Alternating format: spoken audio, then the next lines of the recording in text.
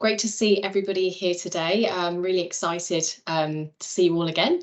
I can't believe the month's gone so quickly since our last sector chat. So before I begin, of course, I would like to acknowledge the traditional owners of the land that I meet you on.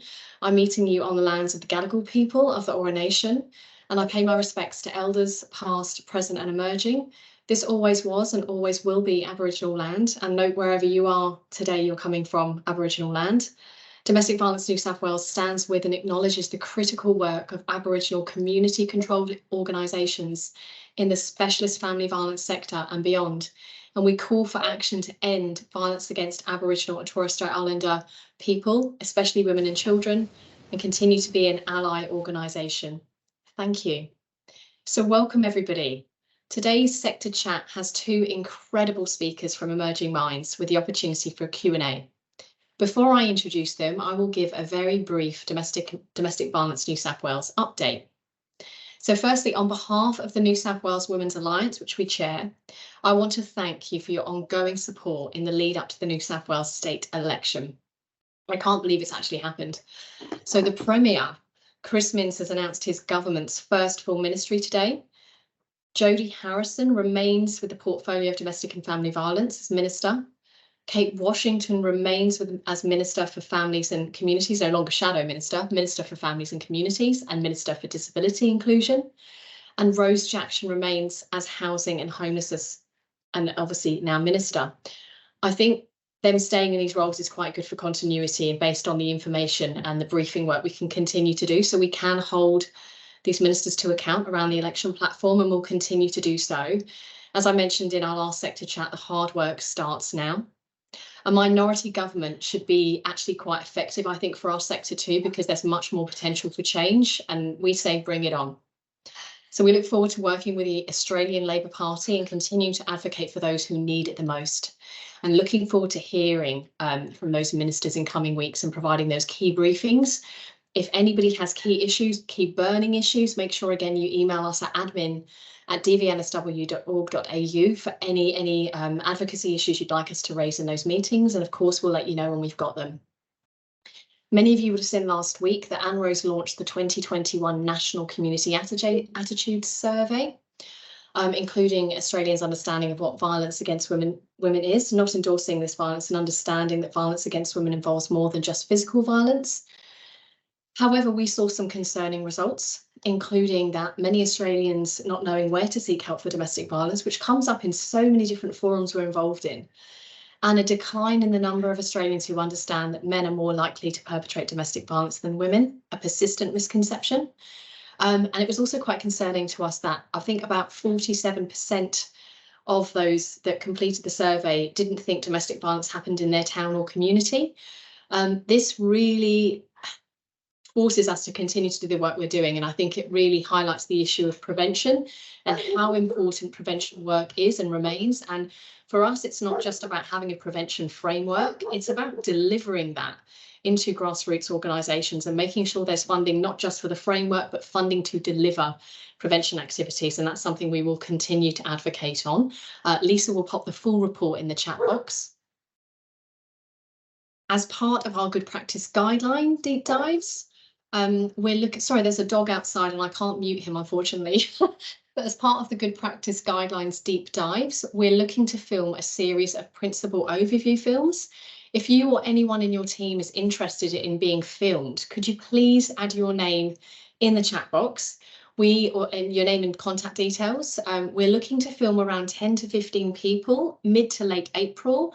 And we'll be contacting you regarding travel arrangements and Zoom details, but really keen to profile some of our members. So we again will, I think Lisa's just popped some information in the chat box there. So now on to our speakers, and I think I'm doing well for time for a change. So today's sector chat will provide leaders and practitioners yourselves with a deep dive into one of our good practice guidelines, foundational principles of child-aware, parent-sensitive practice.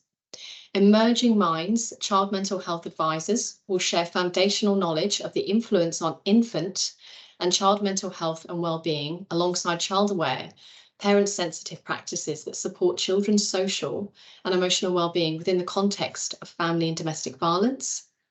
We'll hear today from Katharine, McLean and Afra, Durance. A bit about them before I pass over to them. And we're really, really lucky to have them both here today, and Jade, who's supporting them as well with some of the tech.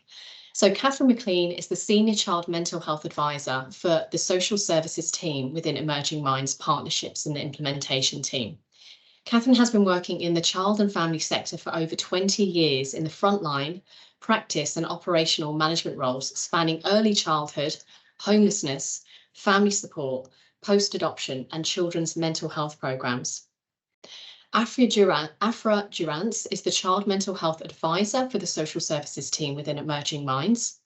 Afra has over 15 years experience focused on promotion, prevention and early intervention approaches to strengthening children's mental health and well-being across the health, education and community sectors. Welcoming them both today and asking them to take the DVNSW team's floor. Thank you and huge welcomes. Thank you so much for that introduction, Delia. Much appreciated, and welcome everybody. It's great to be here with you today. I'm just going to pull up my presentation slides. Just bear with me one moment.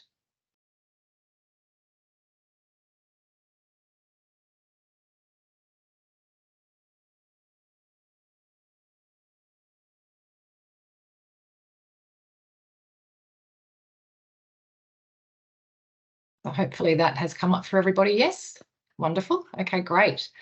All right, so we are here to present on the child aware and parent sensitive practices, as Delia has just mentioned, with a particular focus around promoting children's mental health and well-being in the context of family and domestic violence. So before we go any further, I would like to recognise the lands that I'm meeting on today and pay respects to Aboriginal and Torres Strait Islander people, their ancestors, the elders past, present and future from the different First Nations across this country. And I'm joining you from the Yagara and Turrbal lands up here in Brisbane. And we also acknowledge the importance of connection to land, culture, spirituality, ancestry, family and community for the well-being of all Aboriginal and Torres Strait Islander children and their families. So I'll just start by sharing a brief overview of who we are. So Emerging Minds is funded by the Federal Government Department of Health as part of the National Workforce Centre for Child Mental Health. So we work with practitioners and organisations across the health, social and community service sectors to consider the role that they can play in supporting positive mental health outcomes for infants and children across Australia. So Emerging Minds leads the National Workforce Centre for Child Mental Health, and we do this in partnership with the Australian Institute of Family Studies, the Australian National University, the Royal Australian College of General Practitioners and the Parenting Resource Centre. So there are three key components of the National Workforce Centre, and they are to provide a web-based platform for professionals to access resources, including practice guides, e-learning courses, webinars, tools and research. We also assist organisations to implement workforce development strategies that strengthen support for infant and child mental health. And also we translate evidence-based data and research, including the views sourced directly from those with lived experiences, into practical implementation strategies and resources. So at Emerging Minds, we value the knowledge and perspectives of children and families with lived experiences across the sectors in which we work. And so in doing this, we invite you all to take a moment here to recognise the children, young people and adults within families and communities with many and varied lived experiences who have come before us.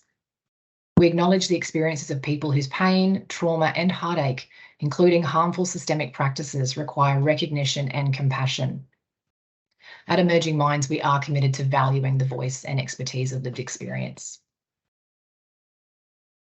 So for the overview of today's webinar, we will spend the next 35 minutes or so, both Afra and myself will share on how child-aware and parent-sensitive practices are linked with children's social and emotional wellbeing.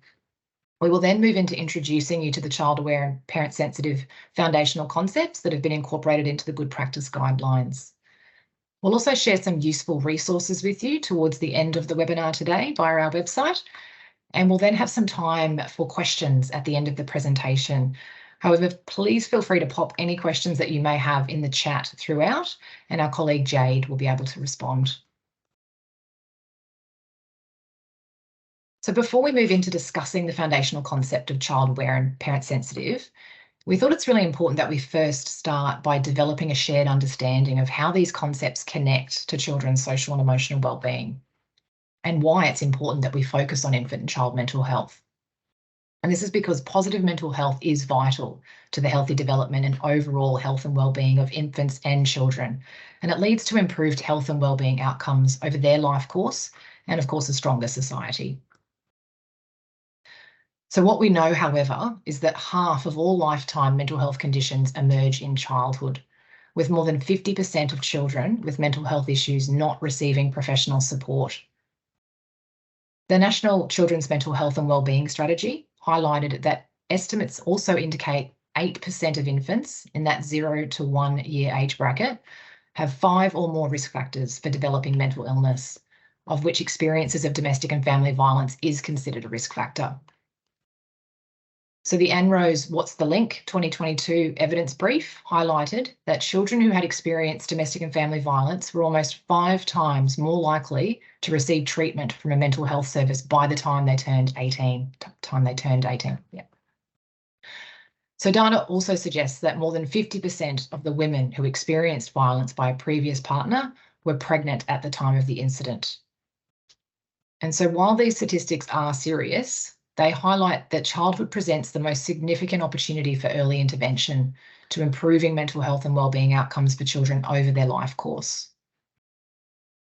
And research tells us that prevention and early intervention activities do need to occur early in a child's life, early in the life of a problem, or early in their engagement with a service. And so prevention and early intervention includes considering other children within the family or home context. And when thinking about early in life, this includes infants and unborn children of pregnant adults. So how does this link to the concept of child aware and parent sensitive? So to support the best outcomes for children and families, we do need to have an awareness of infants and children's needs, even when they're not visible to our services. And we need to understand adult clients may also be parents or caregivers. So infants and children are shaped and influenced by a range of social and environmental factors, all of which go into making up the whole child. And the whole child concept recognises that children's mental health and development is multifaceted and occurs within multiple contexts, including the child's own individual characteristics, emotional world, family, relationships, school, local neighbourhood and community. And each aspect of a child's ecology interacts with, influences and supports each other. Therefore, changes in one area of a child's life, such as domestic and family violence, has the potential to change and shape other areas, including their mental health. And this means that children's mental health is dynamic in nature, and it highlights the importance of understanding the child's whole ecology and how it can contribute to positive mental health.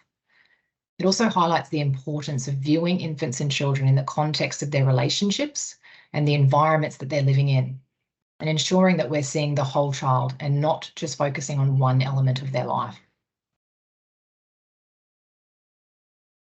So when we talk about child mental health, we are talking about children's social and emotional well-being.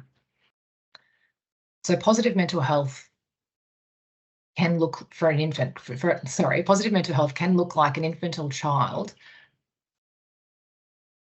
who can learn to express their feelings and needs, who achieves milestones, who forms close and secure relationships, who is curious and plays and engages with the world around them, who can make meaning of his or her world, and who expresses emotions large or small.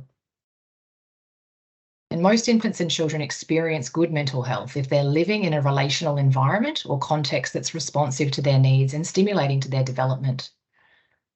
But we now know that the early years of a child's life are vital in shaping their long-term social and emotional well-being, and influences on mental health start before a child is born and continue into early childhood and go through to adolescence and adulthood.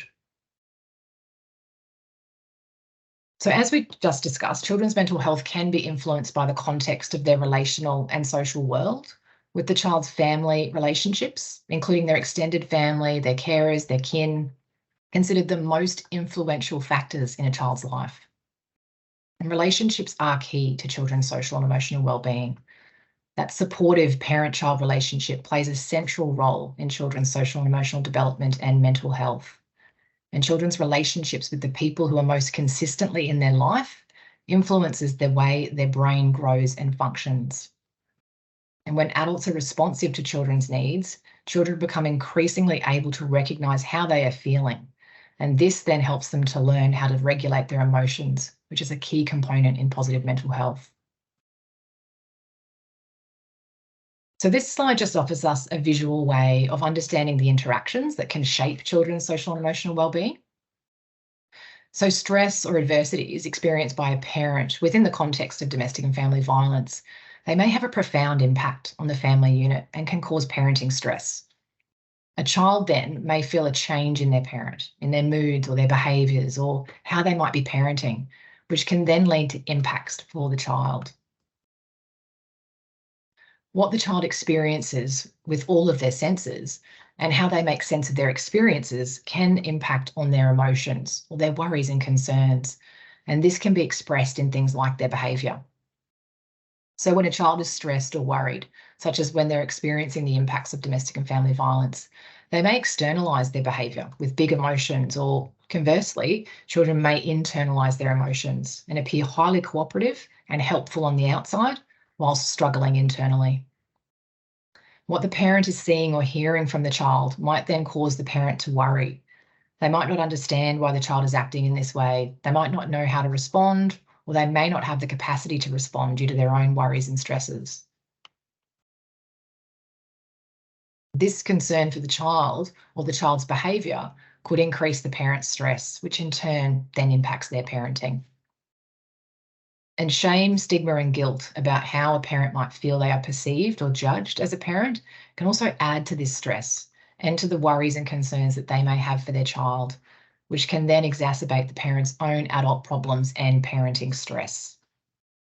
So this loop really helps us to understand how infants and children are never too young and do not need to directly witness domestic and family violence to be negatively impacted.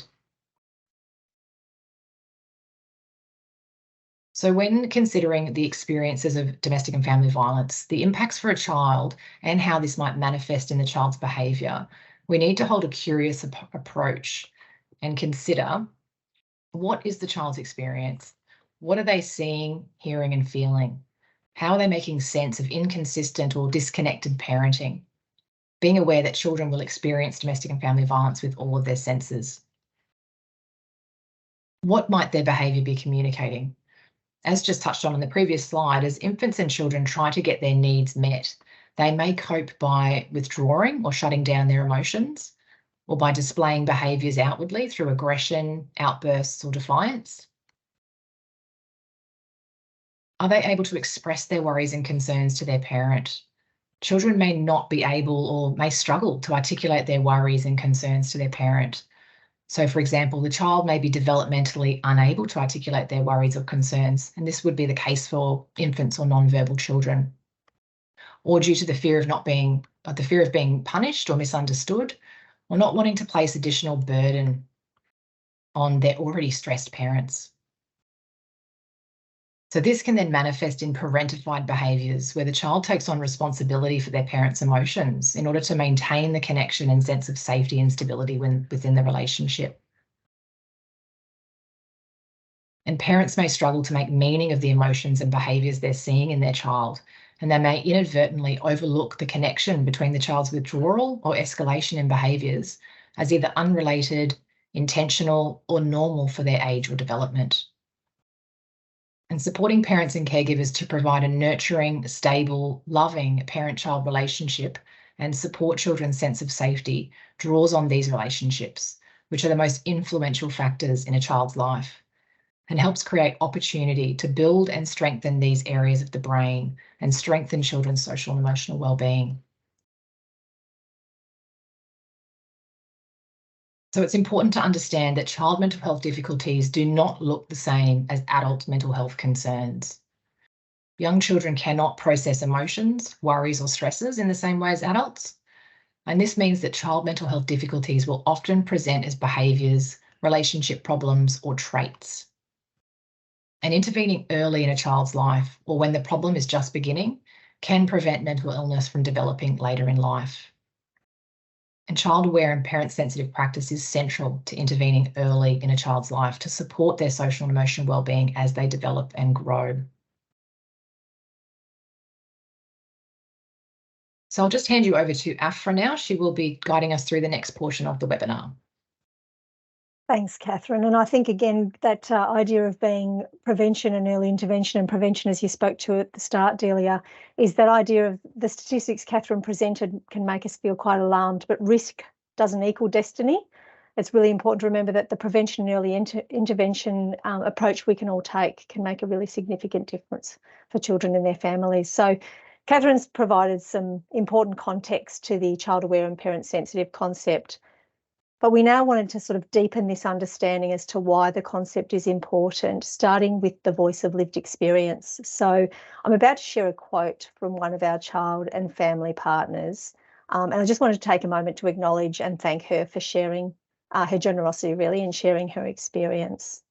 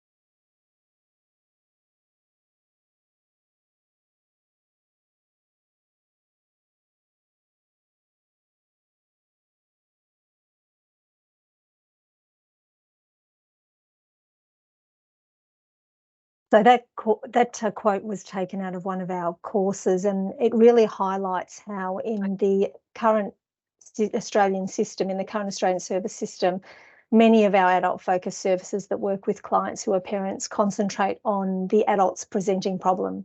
So we know that adults' needs and views can often really dominate service delivery and interventions. And of course, this individual focus has the potential to lose sight of the children of these parents, as well as the significance of that parent-child relationship to the parent presenting with the problem. So in effect, what can happen is it can make children in families where parents are experiencing vulnerabilities invisible to services. So focusing solely on those adult problems means we really lose that opportunity to provide the best outcomes for children and their families. We lose the opportunity to work with parent clients in the way that supports their hopes for their child and their parenting role. And we also lose the opportunity to strengthen their child's social and emotional well-being, which gives them better outcomes now, but into the future, through their adolescence, into adulthood, and perhaps, if the case may be, when they are parents themselves. So again, this really highlights the importance of being child aware and parent sensitive, and that's as a practitioner, as a service, and as an organisation.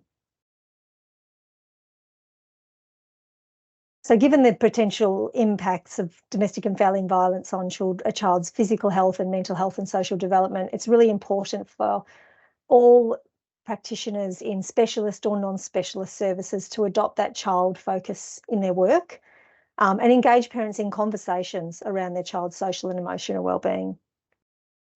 So a child-aware approach really acknowledges and considers the experience of infants, children and young people and ensures they are visible in all conversations.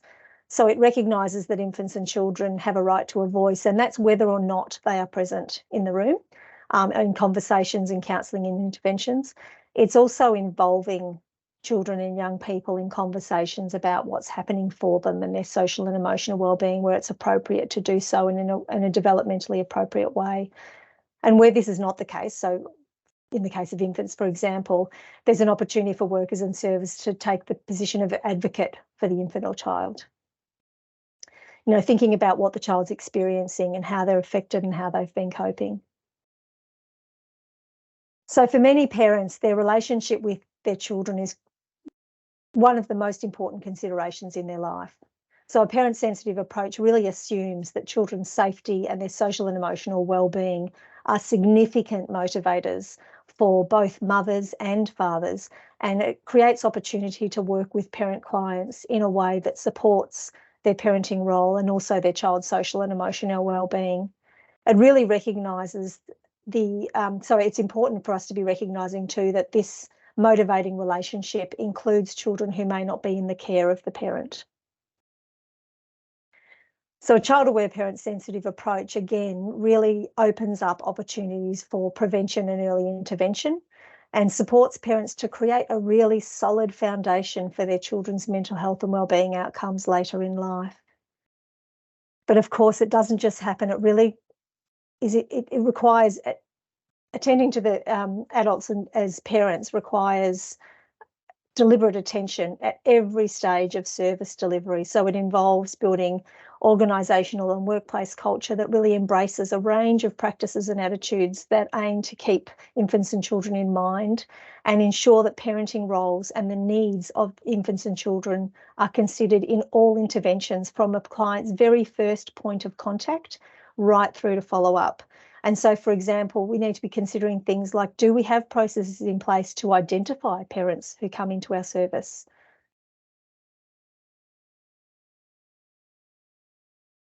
So again, child-aware, parent-sensitive practice really covers a range of activities that are designed to ensure that infants and children of adults receive support from the services that are working with their parents and carers. And so this is of particular importance in families with multiple challenging problems. Child-aware parent-sensitive practice ensures that families are supported to be able to make change and sustain changes so they can better meet the needs of their children. It requires a two-generational approach, so that's being able to hold the needs of both the child and parent or children and parent simultaneously and finding ways to have respectful and curious conversations with parents about their children's safety and the effects of domestic and family violence on their children's well-being, but without stigmatising or shaming. Child-aware parent-sensitive approach also, again, creates the opportunity for that early intervention approach and also for parents to be supported to buffer the impacts of stresses and adversity, to strengthen their capacity to be responsive to their children's needs, and to foster that really positive parent-child relationship, which we know is so key to supporting a child's social and emotional wellbeing.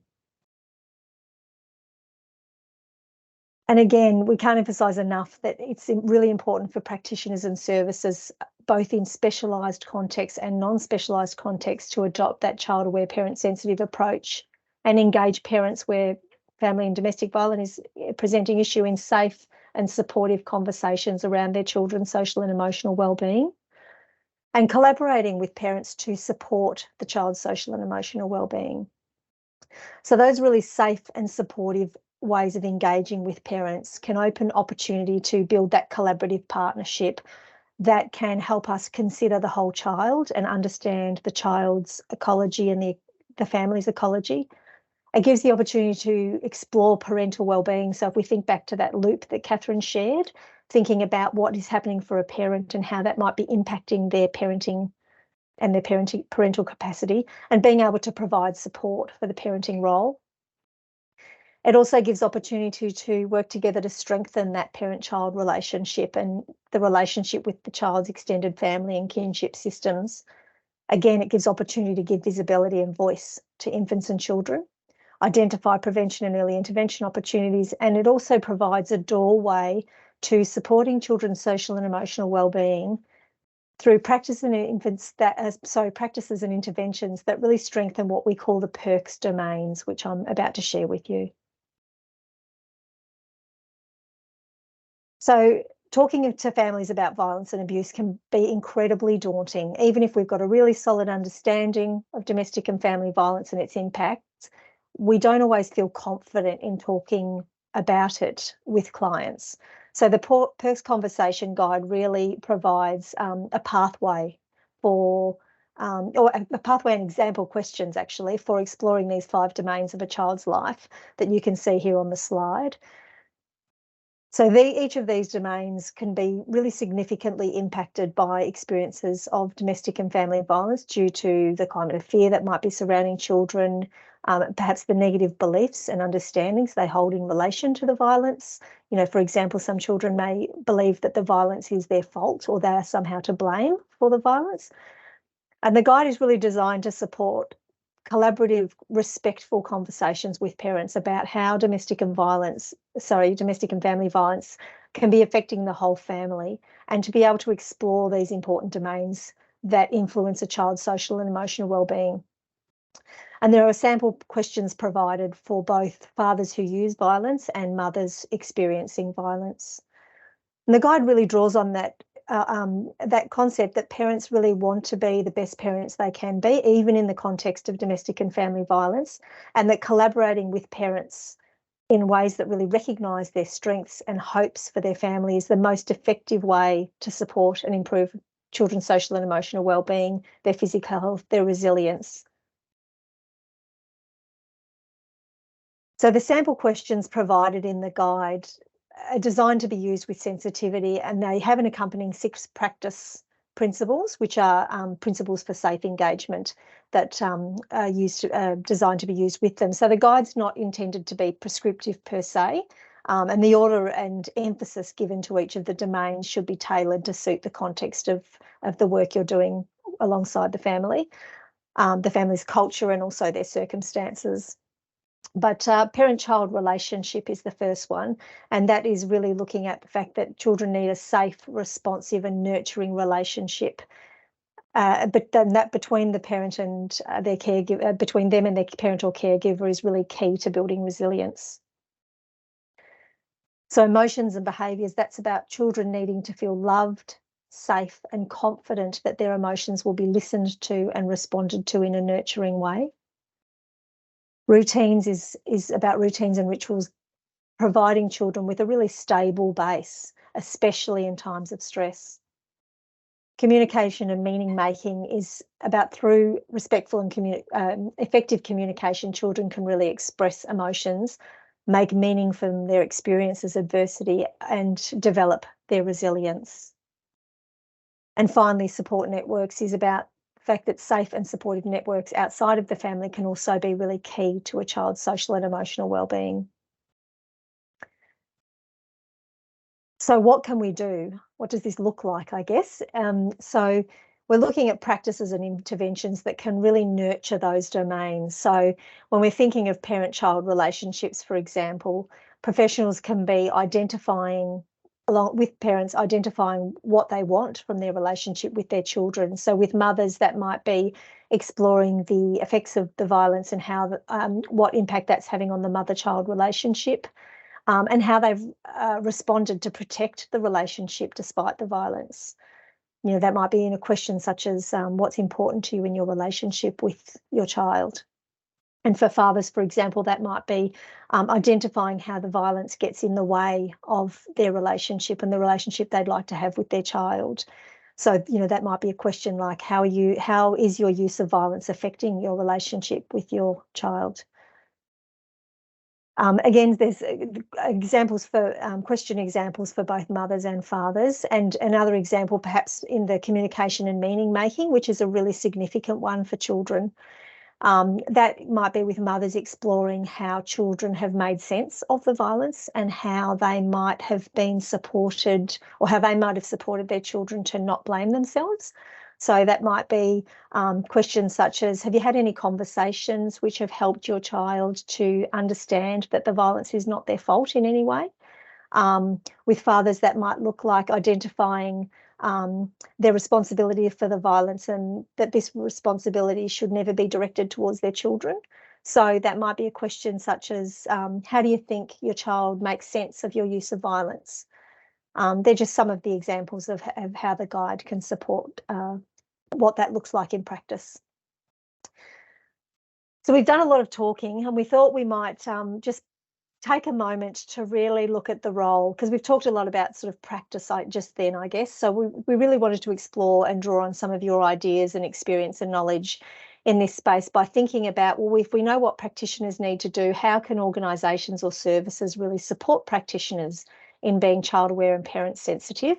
Now, there's lots of examples in the good practice guidelines, but we just wanted to, again, just sort of draw on the wisdom of the crowd today. Through what's called a Menti activity. So I don't know if you've done this before, but you just go into your internet browser. You can do it on your phone or your computer, whichever one you're not using.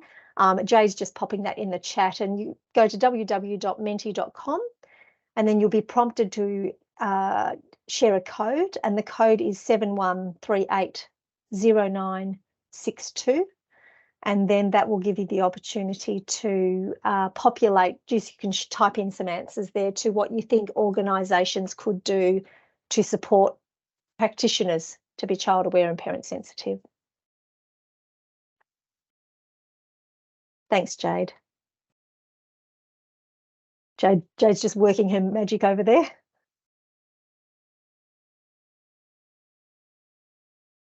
And again, I think it's that really important thing that we're looking at our approach in that really systemic way, that we're looking from, you know, how we want to be working with children and families, then how we can, they can be supported by the practitioners around them, and what is wrapping around those practitioners, who is wrapping around those practitioners. So yeah, child-focused supervision is a great one, really important, because it's very easy to overlook that. Through intake talk, through this approach, yeah, and what to expect. Yep, that's a great one too. Thank you for sharing some of your responses. And even things to be thinking about too can sometimes be the policies you might have in place in your service or organisation. Just wait a minute. Sometimes it takes a moment for those to pop through.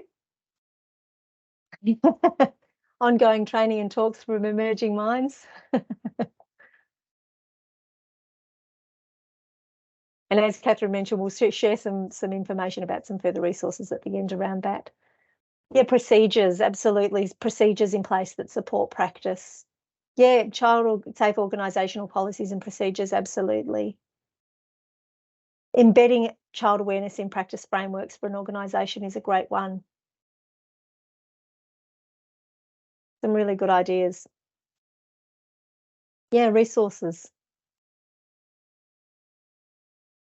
Yes, child inviting environment, absolutely. You know, it's a key one. If you have children perhaps coming into contact with your service, something that makes them feel safe to be there is a really, and welcome to be there is great.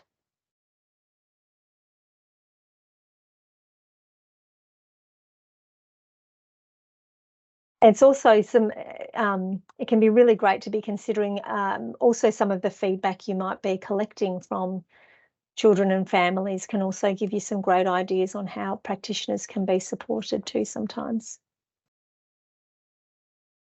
But we might pause it there. I know there's probably still some ideas percolating in there and some ones to come through, but just in the, we're keeping the time in mind, I might just switch us back to continue the presentation, but thank you for sharing those ideas. Just while that loads for a moment, we'll pick up where we left off, hopefully.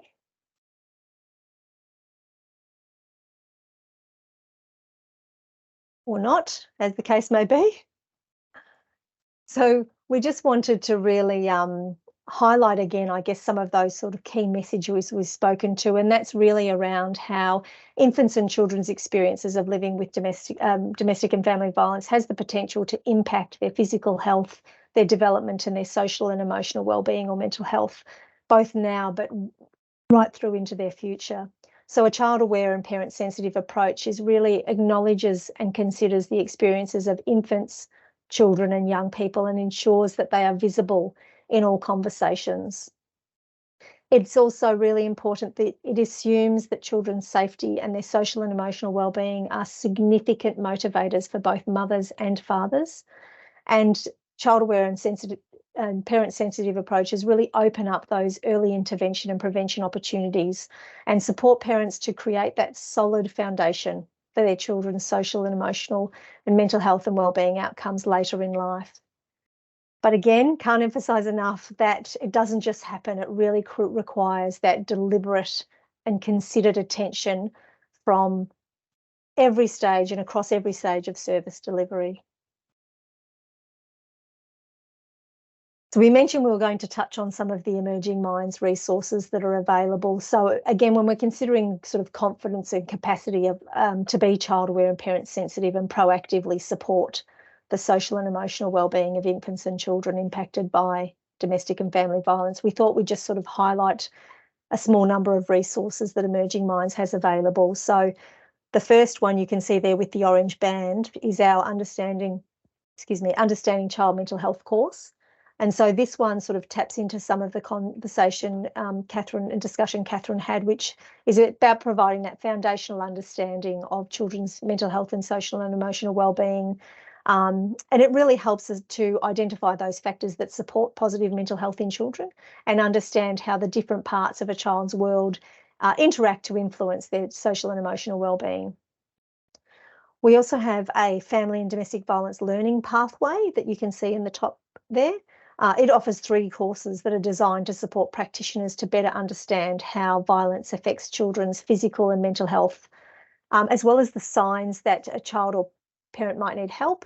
Because, of course, as we know, the earlier the violence can be identified and addressed, the better. So the courses in this pathway aim to build confidence in having some of those conversations we've talked about that can really help give children and parents the best chance of recovery. And then underneath that, you can see our PERCS conversation guides.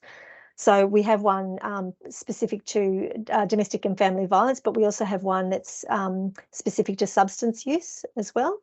Just thinking back to our voice of lived experience that we heard.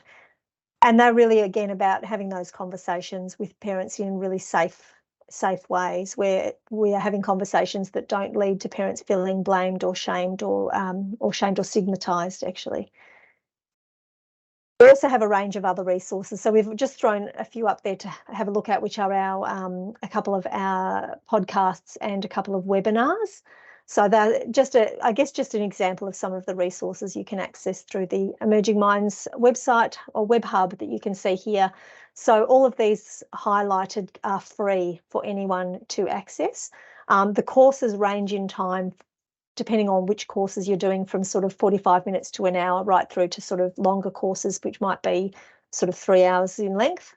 And Jade's popped just there the link to those. So the resources, the little red ring around the top is just highlighting that the resources tab is a drop down. You can go into the resources and actually search using a filter function to sort of highlight different topic areas or audiences you're looking for information about or resources about. And then the training tab is where you find the links to the courses or the learning pathways. We also have a couple of newsletters that you can subscribe to, which there's a green arrow there just highlighting those. So one is more practitioner targeted, and the second one is family focused. So it's resources directly for families, but they're absolutely great resources that practitioners can use in their work alongside parents and families as well. So finally, we're going to move into some questions in a moment, but before we do, we just wanted to invite you or let you know we have a feedback survey, which we'd love you to complete. It's a QR code, but I know Jade's going to pop it in the chat for you as well, just that you can just provide some feedback for us today. We'll pop it up again after the questions, but we just wanted to let you know that that was there. So I will pop us to some questions. So I'll pop it back to you for a moment, Delia, if you'd like. Yeah, thank you. I can't get over how many resources there are. It's amazing. And I know this has been so significant for the good practice guidelines work that we've done with you. But that was fantastic. Both of you, Katharine and Afra, that was wonderful. And I kind of went on the journey there of the child development. And I think it was really good that you mentioned fathers. I know for those of us that are working on the front lines, often there's a lot of pressure put on the mother around how the mother needs to be. And I think you mentioned about the non-blaming. I think that's really significant and important too. So there's some thank yous in the chat box so far, but members, we would love to hear from you if you've got any questions. Let's open the floor. We've got about 9 minutes or so. So if anyone's got any questions, do you want to pop your hand up or pop a question in the chat box?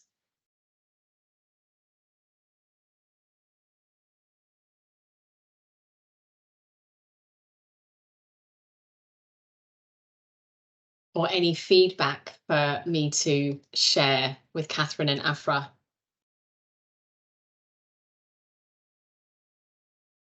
I mean, I'll ask you both a bit about the take. Oh, we have something from Jan, which is wonderful, and I'll step in after. So Jan, go for it. Thank you. Oh, thank you, Delia.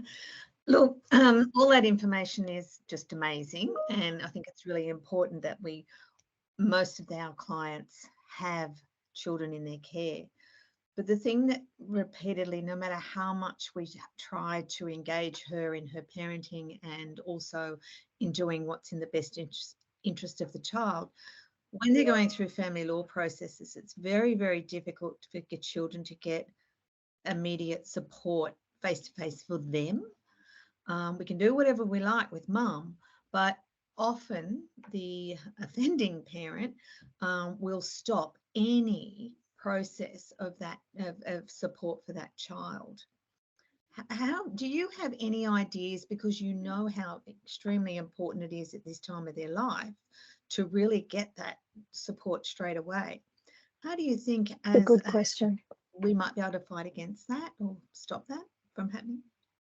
It's a really good question, and there's so many layers when there's a situation like that. And I guess one of the things that I think is really important to come back to start with, and I know you guys would be doing this anyway, but I guess one of the starting places with services, it's even sometimes challenges getting a child into a service because the services are hard to get into as well, is thinking about what we can do with the resources we have with the child's engagement or the parents' engagement that we have right now. And again, I guess that PERCS idea of looking at, and the whole child context about looking at, well, what supports are currently around this child that we can draw on and perhaps strengthen, who is someone they feel safe with in their school environment or their childcare environment, and how can we foster and develop that and help them be supporting some of these really simple needs actually that children have that support their well-being. And then some of those things around, I guess, again, particularly around that meaning-making part for children, is thinking about how we can work around that. And I know that's not accessing services per se. It's a really, look, it's a tricky thing sometimes getting into services for a multitude of reasons. But I guess from our mind, sometimes it's thinking about trying, even while we're trying to get a referral across the line, is looking at what we can do right now, because a lot of the things we can do that are quite simple don't actually require the referral, or don't actually, or we can do while the referral is still waiting to happen in the background, whether that be because there's barriers through consent from another parent or what that might look like. So I guess it's thinking about that, and also I guess looking at how you can collaborate with that support team, that sort of village that is around that child, and look at how you can draw on all of those supports to sort of bolster the child. Did you have anything you wanted to add to that, Katharine, I guess? Yeah, no, I agree with everything Afra's just said, but I think, in addition to that, just to come back to one of our sort of key messages, and that is that the parent-child relationship is the most strongest protective factor for that child's well-being. So we really need to put a lot of our concentrated effort and energy on supporting that dynamic. And that doesn't require a referral often. It can actually be done through some of those things that Afra's been talking about. And certainly some of the courses that we have on offer do drill into the parent-child relationship and how we can actually support both parents and children to strengthen that within the context of domestic and family violence, but also within other contexts as well. Because again, like Afra has mentioned, that communication and meaning making, that is one of the biggest areas that if we can actually start to spend some time with children, getting down on their developmental level and helping them to make meaning of the experiences that they've gone through, and offering them some age-appropriate activities and ways for them to express their emotions and share their experiences, that's actually quite therapeutic and healing for them on their journey as well. And as I say, that doesn't, and Afra says, it doesn't actually require a referral always. That can be done through the context of the parent-child relationship, or also oftentimes within your roles as well, if there's capacity for it. And can I, sorry. Sorry, it's just that I know when I'm working with Yeah. women and I'm helping them with emotional regulation, I do always sort of say, look, do this with your children. Use a soft toy to do the diaphragm breathing, do all of this sort of stuff. But you can include children in that. It's just, and the best thing is that schools and daycare centres, the teachers are, some very clever teachers are doing mindfulness sessions with the little ones. Wonderful. Yes. And that's really good. So if we can promote that a little bit more, but it's just a shame we leave so much to the education department. Yeah. And our legal department takes no responsibility for children. Yeah. It's very difficult. It's mandated that they have counselling and the father can still stop it. That's not okay. Yeah. Yeah. And I guess the other thing, which I'm sure you're doing too, is I'm just thinking about that parent-child loop, and it just actually made me think of a parent I had once worked with, and something she hadn't realised was the how sensitive her child was, how much he would escalate a little bit just in his emotion, and she would that would be very activating for her, but she didn't realise actually that he could immediately feel that response from her, and which would make him escalate. And so, when we're thinking about that loop, and so again, I guess the other thing is looking at how we're working with parents to really be really supportive in helping them understand what's happening for their child in a really supportive and collaborative way, really. Yeah, thank you, ladies. And it's certainly a big job for our services to do that when there's so much trauma that they're holding with the parent. So I feel you, Jan, because I know that, whenever we're trying to ensure that we're not just, obviously we advocate hugely around the voice of children and young people, but making sure there's that recovery and service and response alongside that. And sometimes we find that's a bit of a gap in our space, that again, you can definitely do that work and that whole of family, which is so important. But yeah, there's a tall order on our services, but I mean, these resources are just incredible. Did anyone else want to pop their hand up and ask anything? Or I'll jump in on the role of fathers and just ask a bit about how those resources are taken up and what services you're engaging with around supporting fathers who might be using violence, around their responsibility and keeping the child in mind. I'm just reflecting on that, Afra. Have you got anything at hand that you're thinking of in relation to our work with fathers? I was just thinking we've got quite a few. Look, we could have put loads of resources up on that slide, but we didn't want you to feel overwhelmed, actually. But there's quite a few resources that are specific to working with fathers that we have available, from podcast to courses to resources. And we also have, again, all of those have been developed with that sort of three-armed response, which is the voice of people with lived experience, which will include fathers in that, and fathers who use violence, and as well as the universities, obviously, and some of that evidence practice.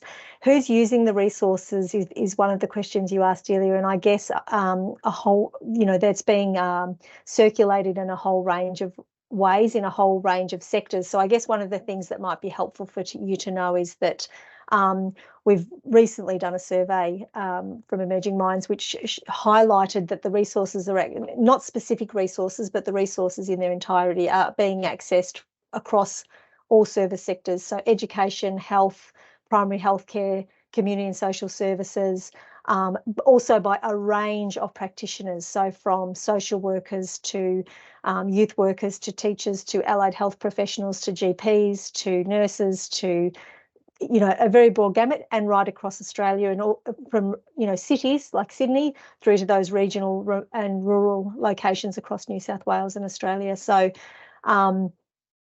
very well utilised. And I think probably the what you've come to understand too, Delia, around that the role of fathers is often not necessarily considered, is something that Emerging Minds has really heard and understood was missing, and has then developed some of those resources in response to that. Because I guess one of the things that the organisation and the Workforce Centre is doing is really trying to look at any gaps that might be there in relation to supporting children's mental health and wellbeing, and then seeing how we can support those gaps. That's incredible. Yeah, that's wonderful. And I know just in certain forums and trainings we're in, this just comes up so often around the role of fathers, and sometimes in our roles we don't mean to, but there's a lot of pressure we tend to put on the mother as the protective parent. So yeah, that's really helpful to know. And my final question, if no one else has any others, would just be, how can we as Domestic Violence New South Wales and our members kind of work more closely with you, or is there more we can be doing? Or I guess you've mentioned the newsletter. How do we stay up to date with all the wonderful things that you're doing? So yes, thanks, Jade. Yeah, I was just about to say thanks, Jade. I was going to grab some I could send through, but yes, thank you. Yeah, thank you, Jade.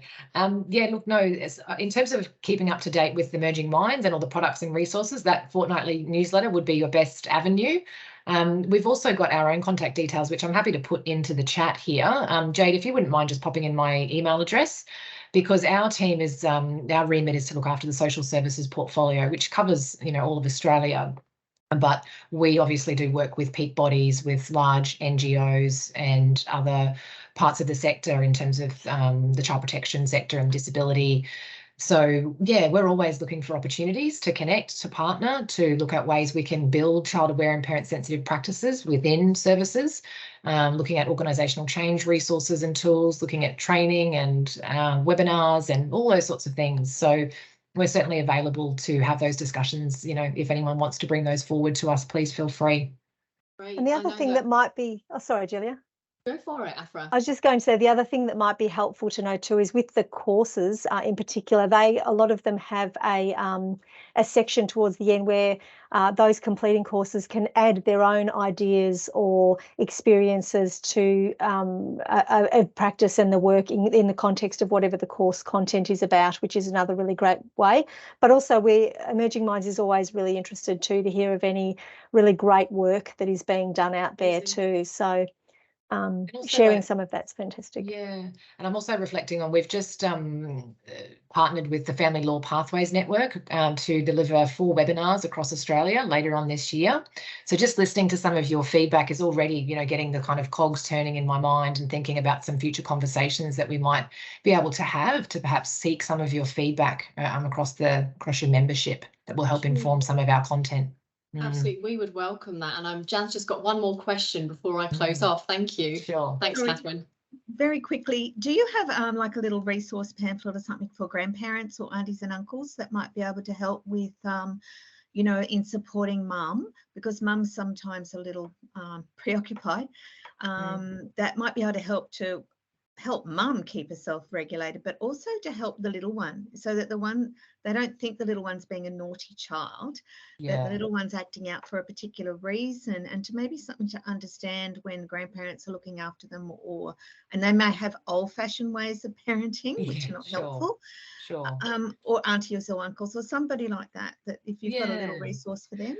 Look, I think what would be helpful is if you have a look at on our website, we've got a families tab. And the families tab is resources made directly or designed directly for families to use for themselves to have a better understanding about their child's social and emotional well-being.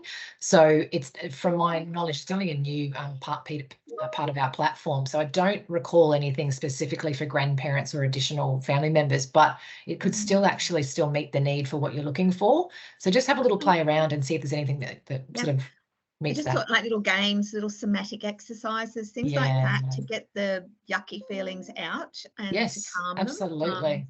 If there was some little play exercise things to do with them to help them, or change the child's behaviour, change direction of how they're acting out at the time, rather than getting a smack or being locked up somewhere. Of course. You know? Yeah, of course. No, there's lots of resources and strategies and ways of connecting with children to help understand what it is they're actually looking for through their behaviour. Yeah. Excellent. Thank you. Yeah. Amazing. Well, we definitely want to keep this conversation going as always, and we'll probably be inviting you back again at some point. And obviously, everyone, encouraging you to download the QR code. The feedback will be really important for Emerging Minds, and they'll obviously continue to talk to us about those resources. This session will be recorded, so we'll make sure obviously all of our members have access to it. And thank you so much, everybody. It's 2:01, and I'll close off and see you all very soon.